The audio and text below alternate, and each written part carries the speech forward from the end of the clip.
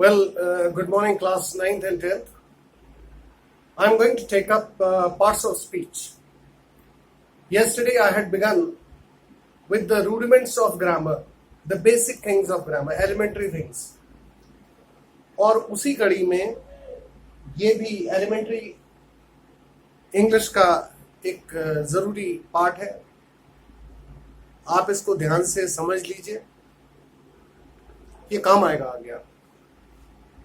Now see parts of speech. Parts of speech का मतलब क्या है कि स्पीच के पार्ट्स. अब स्पीच से यहाँ पर मतलब ये है कि जैसे आप कोई सेंटेंस बोलते हैं या लिखते हैं, उसका हर एक शब्द अलग अलग पार्ट होता है. जैसे आई एम गोइंग, इसमें आई अलग है, एम अलग है, गोइंग अलग है. I am going to school, इसमें टू अलग है, फिर स्कूल अलग है. तो इस तरह से इनके अलग अलग पार्ट्स होते हैं, इनके नाम होते हैं और इनके एक फंक्शंस होते हैं. तो अभी हम बेसिक के बतौर पार्ट्स ऑफ स्पीच को समझेंगे. पहला पार्ट ऑफ स्पीच है नाउन.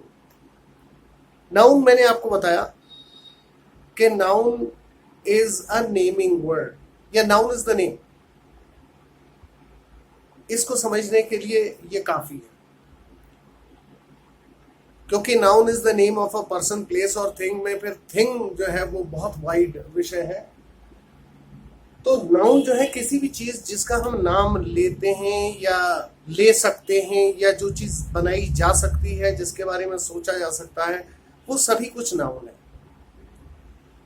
तो नाउन जो है वो एक बहुत विस्तृत शब्द है, यानी कि लेकिन ये नेमिंग वर्ड होता है. जैसे आई हैव अ पेन, तो पेन जो है वो नाउन है. I am wearing a shirt, shirt is a noun. This is a board, board is a noun. ऐसे ही is a teacher, teacher is a noun. They had a good fight, अब ये fight जो है ये action का नाम है, तो इसलिए फाइट भी नाउन है. जैसे they spent their childhood in the village, ये they spent their childhood, childhood बचपन, यानी कि बचपन की के समय की जो अवधि है वो भी नाउन है, चाइल्डहुड. अब आते हैं प्रोनाउन पे. प्रोनाउन का मतलब फॉर अ नाउन, यानी कि जो नाउन की जगह पे इस्तेमाल होता है. जैसे माना हम कहें कि mister Ravi is a teacher, he lives in the city. तो यहां पर मिस्टर रवि के लिए हमने ही शब्द का इस्तेमाल करा. जैसे हम कहें कि mister Ravi is a teacher. अब जब मिस्टर रवि बार बार न कह के हम इसकी जगह पे कह लेते हैं ही लिव्स इन अ विलेज. तो बच्चों ये जो है ये ही किसके लिए आ रहा है? मिस्टर रवि के लिए. यानी कि बार बार किसी का नाम रिपीट ना करके हम जब उसकी जगह पे जो शब्द लगाते हैं वो प्रोनाउन कहलाता है. दूसरा एग्जांपल देखिए, हम कहते हैं आय. हम अपना नाम न लेकर हम कहते हैं आय, यानी कि वो नाम की जगह पे दूसरा शब्द है. आय हमारा नाम नहीं होता है. जैसे हम कहते हैं वी, कई लोगों की तरफ से जब हम बात करते हैं तो हम कहते हैं वी. ऐसी दे, उन सबके नाम नहीं है वो दे, लेकिन उस जगह पे जो शब्द इस्तेमाल होता है वो प्रोनाउन कहलाता है. तो क्या क्या एग्जांपल्स हैं इसके? जैसे I, we, you, they, he, she, it, ये सभी जो हैं प्रोनाउंस के एग्जांपल्स हैं बच्चों. तो प्रोनाउन क्या है? The word that is used in place of a noun, यानी कि इन लिeu ऑफ अ नाउन या फॉर अ नाउन, जो नाउन के लिए इस्तेमाल होता है वो शब्द जो है वो प्रोनाउन है. जैसे ही, शी, इट, वी, यू, दे वगैरह. अच्छा, अब आ जाइए आप. तीसरा जो शब्द है वो है वर्ब. वर्ब क्या होता है? Verb is a doing word. Doing word कुछ करना समझाता है, कुछ करना बताता है. जैसे he is playing, he is playing. PLAYI। तो ये जो प्लेइंग है, हालांकि इज भी ये वर्ब है। ऐसे ही शी इज knitting, यानी कि बुनाई कर रही हूं, तो ये इज knitting, ये वर्ब है, ये भी वर्ब है। तो बच्चों verb is a saying word और अ डूइंग वर्ड, जो काम का करना या होना बतलाता है। जैसे द इंजन इज रनिंग, अब इज रनिंग, या he is sitting, is sitting, ये वर्ब है। He sits in the garden, sits, ये वर्ब है। तो बच्चों, और वर्ब जो है ये, क्योंकि ये शब्द है वर्बम, VERBUM, वर्बम लैटिन शब्द है और उससे लिया गया है, क्योंकि ये सबसे मेन हिस्सा होता है सेंटेंस में, इसीलिए इसे वर्ब कहा गया है, क्योंकि वर्ब का मतलब ही वर्ड है, यानी कि this is the most important word in a sentence. क्योंकि सारे सेंटेंसेस में जो बदलाव वगैरह होते हैं वो वर्ब की वजह से ही होते हैं, तो इसलिए बच्चों दिस इज वर्ब। और अब आता है एडजेक्टिव। मेरे ख्याल से आप बात समझे होंगे, नाउन जो है वो नाम है, ये दिस इज अ नेम। हालांकि मैं हिंदी में नहीं बताना चाहिए, लेकिन हमारे कुछ बच्चे काफी कमजोर हैं इसलिए मैं बता रहा हूं। प्रोनाउन, ये नाउन की जगह पे, हालांकि इसे हिंदी में इसे सर्वनाम कहते हैं, वो समझना शायद और मुश्किल हो जाएगा। तो प्रोनाउन ही समझिए कि नाउन की जगह पर इस्तेमाल होने वाला शब्द जो है वो है प्रोनाउन। ऐसे ही फिर वर्ब आ गया। वर्ब का मतलब डूइंग वर्ड, यानी कि जो किसी भी काम का होना या करना बताता है। जैसे आई एम टीचिंग, मैं पढ़ा रहा हूं। एम और टीचिंग दोनों ही ये वर्ब है। I sit on the sofa, sit जो है वो वर्ब है। जैसे ही स्लीप्स बैडली, तो स्लीप्स जो है वो वर्ब है। अब देखिए, तो ये हो गया वर्ब। अब इसके बाद आ जाता है एडजेक्टिव। एडजेक्टिव क्या होता है? ये नाउन या प्रोनाउन की विशेषता बतलाता है, ऐसा कहते हैं हिंदी में। लेकिन ये सिर्फ विशेषता नहीं बतलाता है, ये क्वालिटी, क्वांटिटी और नंबर सभी बताता है। क्वालिटी भी बताता है, क्वांटिटी भी बताता है और नंबर भी। क्वालिटी कैसे? जैसे ये बुक अच्छी है, इट्स अ गुड बुक, तो गुड जो है वो एडजेक्टिव है। जैसे there is a tall building means, और अ हाई राइज बिल्डिंग, तो टॉल बिल्डिंग, टॉल जो है वो बिल्डिंग की विशेषता बतला रहा है, ठीक है, उसकी क्वालिटी बता रहा है, तो वो एडजेक्टिव है। जैसे ही is a short man, short जो है वो उसके बारे में, व्यक्ति के बारे में कुछ बतला रहा है, तो ये एडजेक्टिव है, शॉर्ट। लेकिन ये सिर्फ विशेषता नहीं बतलाता है, इसके अलावा quality, quantity and number also, number भी बताता है। जैसे दो टू पीपल आर वॉकिंग, अब जैसे टू है तो ये भी एडजेक्टिव है, न्यूमेरिकल एडजेक्टिव है, ये नंबर बता रहा है। जैसे आई हैव 3 बुक्स, तो 3 जो है वो नंबर बतला रहा है। जैसे there are 5 students in my class, तो 5 जो है वो नंबर बता रहा है। तो यानी कि quality, quantity and number. Quality और नंबर का मैंने उदाहरण दिया। क्वांटिटी क्या है? क्वांटिटी जैसे मेजरमेंट में, जैसे गिव मी सम मिल्क, अब यहां पर सम जो है वो क्वांटिटी के लिए है। जैसे there is some tea left in the cup, थोड़ी सी चाय बच गई है कप में, तो वो सम टी, यानी कि a little bit of T is left in the cup. तो ये जो अ लिटिल बिट या सम, ये एडजेक्टिव्स है, ये भी एडजेक्टिव्स है। तो बच्चों क्वालिटी, क्वांटिटी और नंबर। अच्छा, कभी कभी कुछ शब्द ऐसे हैं जो नंबर के लिए भी यूज हो जाते हैं और क्वांटिटी के लिए। फॉर एग्जाम्पल, मैंने जैसे अभी कहा some tea left in the cup, लेकिन हम ये भी कहते हैं कि there are some boys standing at the gate. तो यहाँ पे सम बॉयज ये नंबर के लिए है, हालांकि नंबर डेफिनेट नहीं है, इनडेफिनेट नंबर है, लेकिन फिर भी ये एडजेक्टिव है, संख्या के बारे में बता रहा है। देयर इज, जैसे there are some students who try to study hard, some students, यानी कि there is number hidden here. Number is not very clear कि कितने लोग हैं, लेकिन ये इंडेफिनिट है पर ये एडजेक्टिव है. तो यानी कि आप ये समझ लीजिए कि एडजेक्टिव में तीन चीजें आ जाती हैं.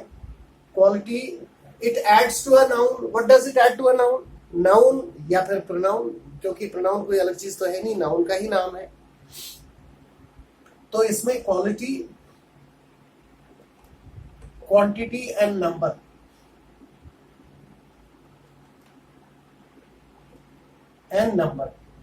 तो बच्चों ये तीन चीजें इनको ध्यान रखें. ये भी ऐड करता है, क्योंकि नॉर्मली हिंदी में तो ये कहा जाता है कि विशेषण जो है वो संज्ञा की विशेषता बतलाता है, लेकिन इतना कहने से काम नहीं चलेगा. केवल विशेषता नहीं बताता है, बुराई भी बताता है और उसके अलावा नंबर भी बताता है. तो क्वालिटी, क्वांटिटी एंड नंबर, तीनों. I hope it is clear to you. And now comes adverb. बच्चों एडवर्ब क्या होता है? जैसे ये तो नाउन में कुछ ऐड करता है, एडजेक्टिव, लेकिन एडवर्ब ऐड करता है वर्ब में, एडजेक्टिव में और अनदर एडवर्ब में. अब मैं इसको यहाँ पे एग्जांपल से समझाऊंगा आपको.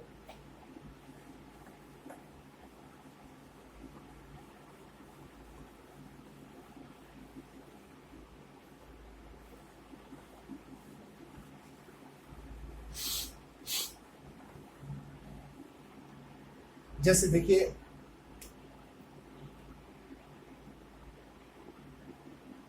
द बॉय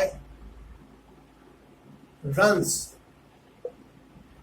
इसमें बच्चों बॉय तो हो गया नाउन और रन्स हो गया वर्ब. अगर हम कुछ रन्स में कुछ और ऐड करना चाहें, मॉडिफाई करने का मतलब यह है कि उसमें कुछ ऐड करना. अगर हम इसमें ऐड करना चाहें, जैसे माना रन्स फास्ट, ये फास्ट जो है ये हो जाएगा एडवर्ब. या जैसे द बॉय वॉक्स स्लोली. तो बच्चों ये स्लोली वर्ब, ये जो है ये एडवर्ब है. क्यों? क्योंकि ये वर्ब में कुछ ऐड कर रहा है. The boy walks slowly, the engine runs slowly, the fan functions properly. He talks nicely.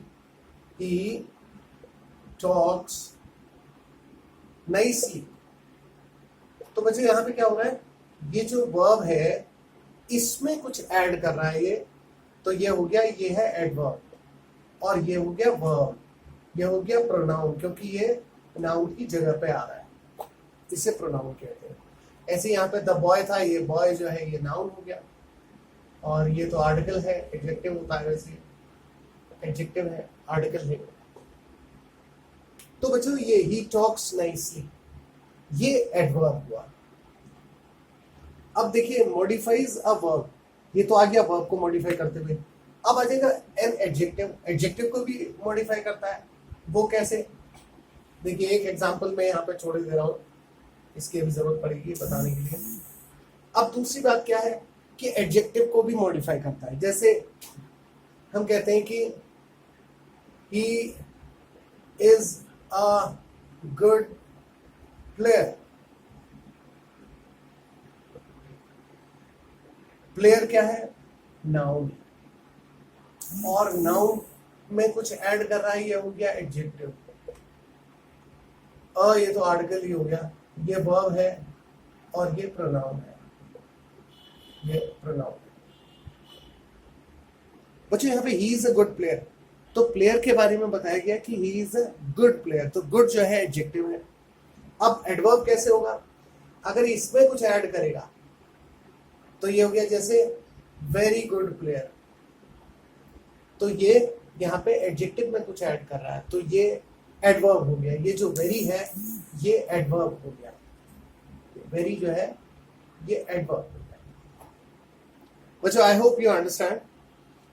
मैंने कहा कि एडवर्ब जो है वो मॉडिफाई करता है वर्ब को, एडजेक्टिव को और अनदर एडवर्ब को. यहां पे मैंने दिखाया आपको कि ये कैसे वर्ब को इसने कैसे मॉडिफाई कर रहा है। जैसे the boy runs, runs verb है, fast, how does he run, fast, यानी कि it is telling the manner in which he runs, यानी कि किस तरीके से वो दौड़ रहा है ये बता रहा है, तो ये एडवर्ब है। ऐसे ही फिर ही इज अ गुड प्लेयर कहा तो हमने गुड जो है एडजेक्टिव है, प्लेयर नाउन है, तो अगर हम गुड में कुछ ऐड करना चाहें तो क्या कहेंगे, वेरी गुड, तो ये एडवर्ब हो गया। और तीसरा मैंने पॉइंट यहाँ पे लिखा हुआ था कि मॉडिफाइज अ वर्ब, एडजेक्टिव और अनदर एडवर्ब। अब अनदर एडवर्ब को कैसे मॉडिफाई करेगा, यानी कि जिस सेंटेंस में ऑलरेडी एडवर्ब हो उसको भी मॉडिफाई कर देगा, उसमें से जो पहले का एडवर्ब है उसे। जैसे माना ही is a very good player, he is a very very good player, दो बार भी वेरी लग सकता है, तो दूसरा वेरी जो है इस वाले वेरी को मॉडिफाई कर रहा है, यानी कि ये वेरी तो एडजेक्टिव को मॉडिफाई कर रहा है और इसके बाद इसको भी मॉडिफाई करने के लिए वेरी वेरी जब हम कहेंगे तो ये दूसरा एडवर्ब है। अच्छा, पिछले सेंटेंस में देखिए, the boy runs fast, fast मैंने बताया एडवर्ब है, रन्स वर्ब है। अब ये जो एडवर्ब है इसको भी मॉडिफाई कर सकता है, जैसे the boy runs very fast, तो ये जो हो गया ये एक्सट्रीमली फास्ट कह सकते हैं, ठीक है। तो यानी कि ऑलरेडी जिसमें एडवर्ब है उसको भी मॉडिफाई कर सकता है adverb, and this is what is called an adverb. I hope you understand. तो ये हो गया एडवर्ब। अब नेक्स्ट है बच्चों प्रीपोजिशन। प्रीपोजिशन जैसा कि वर्ड में है प्री पोजिशन, प्री माने पहले, पोजिशन मीन्स उसकी स्थिति बताना, लोकेशन बताना कि कहाँ है कहाँ नहीं, लोकेशन जैसे बताते हैं ऐसी पोजीशन। बच्चों इसको पोजीशन या पोजीशन कहते हैं, न कि पोजीशन नहीं कहते। एनीवेज, तो preposition is, it tells you about, देखिए दो का रिलेशन बताता है, दो नाउन्स का या दो कोई भी चीजों का। जैसे माना the cat is in the bag, तो यहां पर ये जो इन है ये बता रहा है पोजीशन, कि बैग और कैट के आपस में क्या संबंध है, यानी कि रिलेशन या पोजीशन बता रहा है। जैसे he is running after his friend, तो यहां पे आफ्टर जो है ये प्रीपोजिशन। फिर देखिए the plane is flying in the sky, यानी कि प्लेन की और स्काई के बीच में क्या रिलेशन है ये बता रहा है, पोजीशन बता रहा है उन दोनों की। ऐसे ही फिर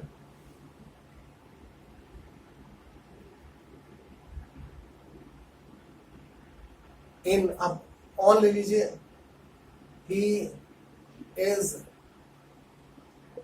सिटिंग ऑन अ वॉल, ये देखिए in, on, before, after, behind, above, over, ये सारे शब्द जो हैं ये प्रीपोजिशन होते हैं बच्चों, यानी कि ये पोजीशन बताते हैं। अभी मैं आपको रफली और बहुत ही बेसिक तौर पे बता रहा हूँ, बाकी इन चीज़ों को हम रिपीट करते रहेंगे टाइम टू टाइम, लेकिन आप बेसिक्स को एक बार ज़रूर समझ लें, थोड़ा एक रफ आइडिया आपको अगर हो जाएगा तो उसके बाद we will be able to use them properly and I shall be able to remind you time and again. मैं समय समय पर आपको इसका ध्यान दिलाता रहूँगा, लेकिन पहले से भी आपके दिमाग में कोई नक्शा इसका होना चाहिए। तो ये प्रीपोजिशंस हो गए बच्चों। अब आता है कंजंक्शन। कंजंक्शन, आपने रेलवे जंक्शन का नाम सुना होगा। क्या जगह होती है जंक्शन? जंक्शन जहां सारी पटरियां मिलती हैं,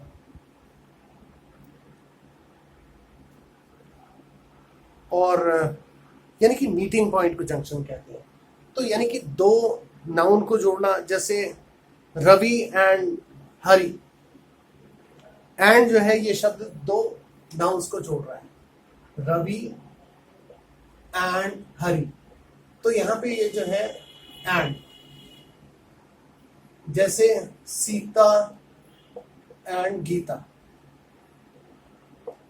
यहां पर एंड। अच्छा, ऐसे ही ये न सिर्फ दो नाउन्स को जोड़ता है बच्चों, ये दो फ्रेजेस को भी जोड़ता है। जैसे माना हमने कहा इन द कॉर्नर, मैंने कल बताया था आपको फ्रेज क्या होती है, यानी कि group of words that conveys some meaning but not complete meaning. In the corner and also in the veranda, यानी कि ये जो एंड है ये दो फ्रेजेस को जोड़ रहा है। ऐसे ये दो सेंटेंसेस को भी जोड़ लेता है। जैसे माना he is my friend and he is also my classmate. तो बच्चों यहां पे एंड, ये दो सेंटेंसेस को जोड़ रहा है। हालांकि जब दो सेंटेंसेस जोड़ दिए जाते हैं तो उन्हें दो क्लॉजेस कहते हैं, उन्हें सेंटेंसेस नहीं कहते। लेकिन ये दो सेंटेंसेस को जोड़ के इसने दो क्लॉज बना दिए यहाँ, तो ये दो सेंटेंसेस को जोड़ता है, या यूं कह लीजिए दो क्लॉजेस को जोड़ता है। तो इसको हम ये प्रीपोजिशन कहते हैं। I hope you understand now. नहीं, प्रीपोजिशन नहीं, ये कंजंक्शन कहलाता है। Conjunction means a joining word. तो conjunction is a joining word, it joins noun, pronoun, phrases and sentences, ये सब चीजों को जोड़ता है। और आखिर में आप ले लेते हैं इंटरजेक्शन। इंटरजेक्शन बच्चों, इंटरजेक्शन का sign, the sign of interjection is this, which expresses surprise. It is basically to express surprise, and surprise may be in the form of a shock or it may be a pleasant surprise. यानी कि खुशी का भी surprise हो सकता है और shocking भी हो सकता है। और अकेला शब्द जो होता है वो इंटरजेक्शन कहलाता है, और वरना एक्सक्लेमेटरी सेंटेंस कहलाता है। अगर पूरे सेंटेंसेस जो होते हैं वो एक्सक्लेमेटरी सेंटेंसेस कहलाते हैं। जैसे आप कहते हैं वाव, अब ये जो वाव है ये दिस वर्ड इज इंटरजेक्शन। ऐसे ही